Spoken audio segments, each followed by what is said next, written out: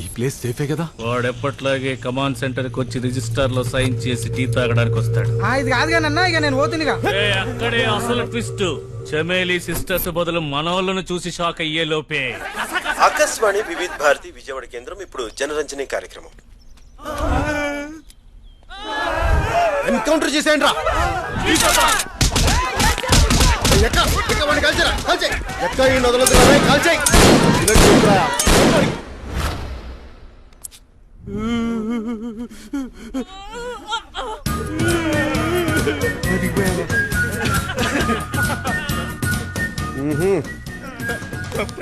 అవునా?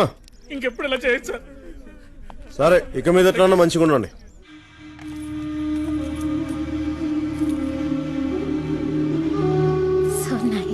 అంతా బంగారమే, తీసుకోండి.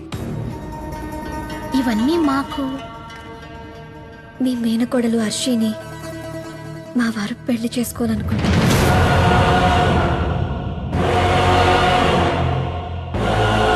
మీరున్నారు కదా. ఏ మీ నాన్నకి మీ పెద్దమ్ముందిగా, మీ అమ్మెందుకు? రాజు ఒక్కడే ఉంటాడు. రాణులు ఎంతమందున్నా తప్పు లేదు. మీరేంటో మాకు తెలుసు. చెప్పుకోవడానికే రాజుగారి చెల్లెలు. ఉంచుకున్న దానికి పుట్టిన పాపానికి కుక్కకేసినట్టు చిన్న ముక్క విసిరారు. ఈ పెళ్లి జరిగితే మీరు మాలో ఒకరవుతారు. అందరూ బాగుంటారు. మా వారు ఒప్పుకున్నట్టే. కానీ హరినారాయణ ఒప్పుకోకుండా. సిగ్గులేదు. పంటుకున్న విలువ బంధుత్వానికి లేదు. మీ హరినారాయణ మా అప్పాజీ గాడితో సమానం. వెళ్ళి మాట్లాడు. వెనుక మా వాళ్ళుంటారు. గీతాదేవి,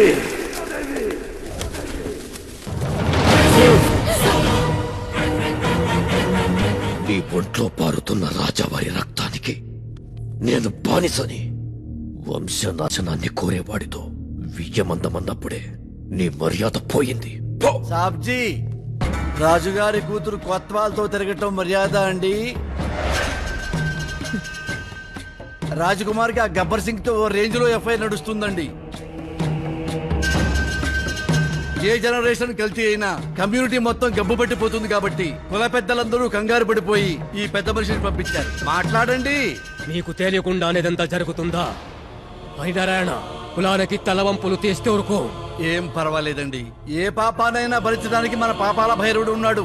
భైరవ్ గారండి రాజకుమారిని పెళ్లి చేసుకుని ఇంకొక మాట మాట్లాడితే ఎంతమందిని చంపుతారండి ఊరందరికీ తెలుసండి. కులపతివి కదా, పెంచిన పిల్ల ప్యాలెస్ లో ఉందో వాడి వల్లో ఉందో తెలుసుకోవాలి కదా. కోటలో అందరికీ తెలుసండి, సాబ్జీకి తప్ప. ఏవండి,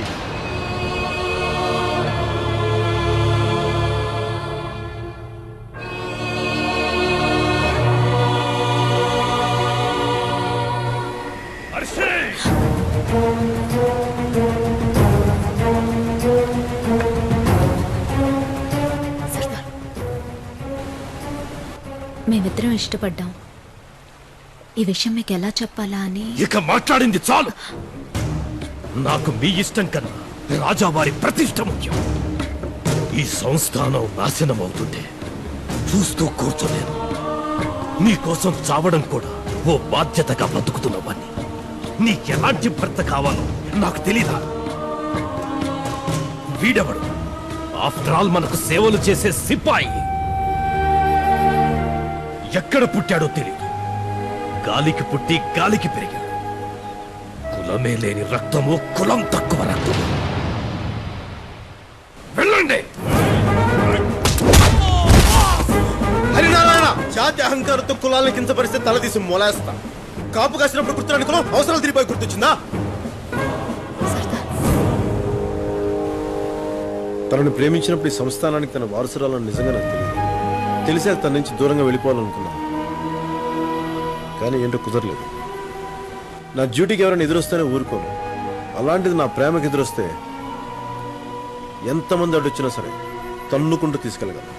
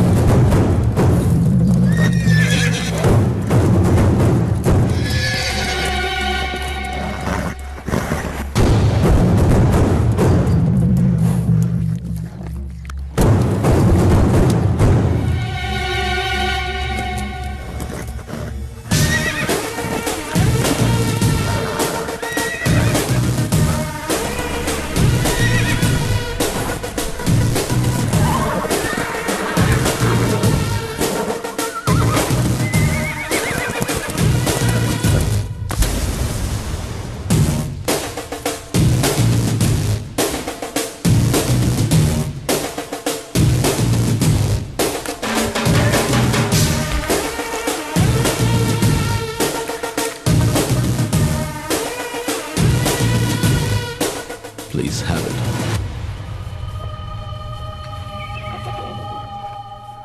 టీ ఎలా ఉంది? టీలాగే ఉంది. అర్షి ఎలా ఉంది? లైఫ్ లో ఫస్ట్ టైం బాధపడ్డట్టున్నావు. బాధ ఎలా ఉంది? కొంచెం కొంచెం అర్థమవుతుంది కదా. నేను నీ తలరాత రాస్తున్నాను సర్దార్. చెప్పి కొట్టడం మా రాజనీతి కదా. అసలు ఎక్కడి నుంచి వచ్చావురా నువ్వు? నువ్వెంత, నీ స్థాయి ఎంత?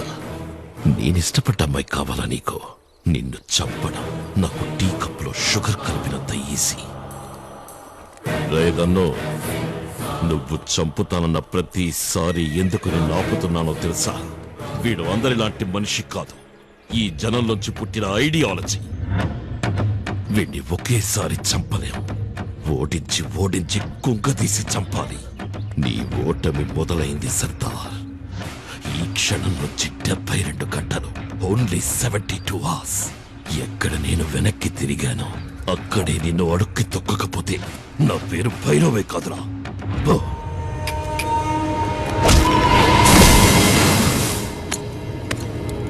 భైరవ్ సింగ్, అర్షి నాదే, రతన్పూర్ నాదే. నీ నీడ తాకినా సరే నిలబెట్టి పాత్రేస్తా.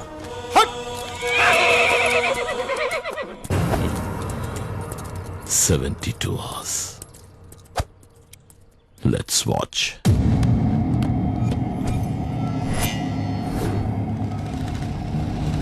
ఇంత డబ్బు బంగారం మీకు ఎలా వచ్చింది? ఈ ఏసీ వాళ్ళు మా ఇంటి మీద రేట్ చేస్తే భయం వేసి నిజం చెప్పేసి భయపడి చెప్పావా? చెప్పడానికి ఏముందిరా? మీరు నా మీద పెట్టుకున్న నమ్మకాన్ని నిలబెట్టుకోలేకపోయానండి. ఫస్ట్ సార్ని ఊళ్ళో తీసుకొచ్చింది నేనేనండి. అలా మా ఫ్రెండ్షిప్ స్టార్ట్ అయిందండి. సార్ ఫారెస్ట్ లో ఎర్రచందనం దొంగల దగ్గర, లైసెన్స్ లేని లారీ ఓనర్ల దగ్గర లంచాలు తీసుకునేవారండి. ఒకసారి ఇంతవరకు నన్నే వసూలు చేయమని ఇంట్లో పెట్టమనేవారండి. ఏంటి వాగుతున్నావు? కంట్రోల్ ఇవ్వండి సార్.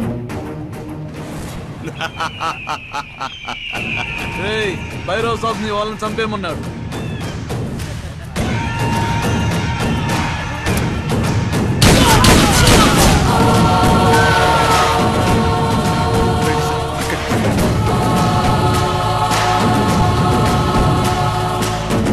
ఛత్తీస్గఢ్ సరిహద్దుల్లోని దీర్పూర్ గ్రామంలో ఈ రోజు కొన్ని హత్యలు జరిగాయి. వీళ్ళని చూస్తుంటే ఇక్కడ పనిచేసే కార్మికులని చుట్టుపక్కల జనాలు చెప్పు.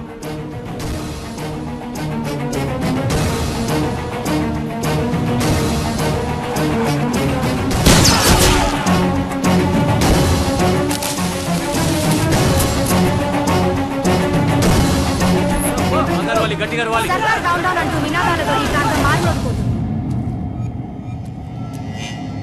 ఎవరో ఏదో చేసి నా మీద పెడితే నేనేం చెప్పగలను? ఇప్పుడు ఇంటరాగేషన్ పూర్తయింది. మరో 24 గంటల్లో సర్దార్ భవిష్యత్తు తేలిపోతుంది. అసలు ఈ హత్యలన్నీ సర్దారే చేసిన ఆసక్తిగా ఎదుర్కొంటున్న జనాలు గట్టిగా నమ్ముతున్నారు. 1000 రూపాయలు దొరికాయని రాసుకో. నేనేం చెప్తే అదే ఎఫ్ఐఆర్. చట్టం నా చుట్టమంటూ సర్కారు సొమ్ముతోనే సరదాలు తీర్చుకుంటున్న ఈ సర్దార్. పేరుకు తగ్గట్టే అతను ఒక గబ్బర్ సింగ్, కానీ ప్రొఫెషన్ మాత్రం పోలీస్ ఆఫీసర్. అతని జ్యూరిస్డిక్షన్ లో లా అండ్ ఆర్డర్ ఉండదు.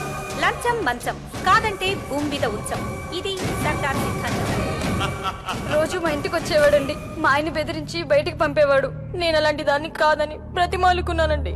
ఏవేవో కేసులు పెడతానని భయపెట్టి నన్ను వాడుకునేవాడండి.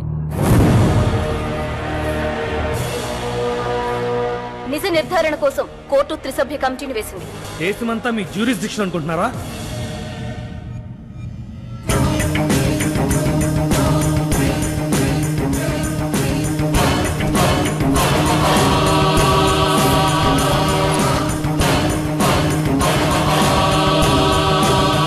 కమిటీ విచారణ పూర్తయింది. తీర్పు రేపటికి వాయిదా పడింది.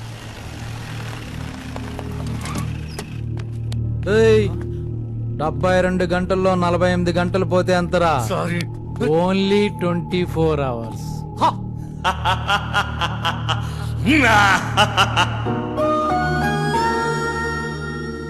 ఆరోపణలతో పాటు ఆధారాలు కూడా బలంగా ఉన్నందువలన నిన్ను విధుల నుంచి ఇండెఫినిట్ గా తొలగించమని, నీకు జ్యుడిషియల్ కస్టడీ విధించమని ప్రభుత్వానికి ఆదేశాలు ఇస్తున్నాం. ఇప్పటి వరకు నువ్వు అందించిన సేవలను దృష్టిలో ఉంచుకుని స్వచ్ఛందంగా సరెండర్ అవటానికి నీకు సోమవారం వరకు టైం ఇస్తున్నాం. సూర్యుడు అస్తమిస్తున్నట్టు కనిపిస్తున్నాడు, కానీ నిజమేంటంటే మనం చీకట్లోకి వెళ్తున్నాం. ఆయన ఎప్పుడు అలాగే ఉంటాడు. నాకు కొన్ని డౌట్స్ ఉన్నాయి. అది మిమ్మల్నే అడగాలి. నాకు ఇంకెవరున్నారు? నా సర్దార్ తప్పు చేశాడా? సాయం చేశాడు, ప్రేమించాడు. 2 తప్పులు. మన వాళ్ళు కాకపోయినా సాయం తీసుకోవచ్చు, ప్రేమను తీసుకోకూడదా?